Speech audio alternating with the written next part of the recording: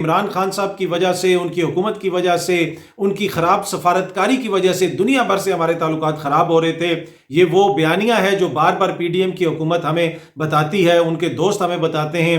बहुत सारे सहाफ़ी ऐसी ट्वीट्स करते हैं, देखें जी बिलावल साहब जिधर जा रहे हैं ताल्लुकात दुनिया से बेहतर हो रहे हैं, हमारी कामयाब सफारतकारी है। लेकिन हमारी सफारतकारी कितनी कामयाब है उसका हमने एक, जिसे आप कह सकते हैं, ट्रेलर कल चमन के बॉर्डर पे देखा, जहां पे अफगान फोर्सेस ने पाकिस्तान के अंदर शेलिंग की, 7 लोग शहीद हुए, मुतअद्दिद लोग जख्मी हुए।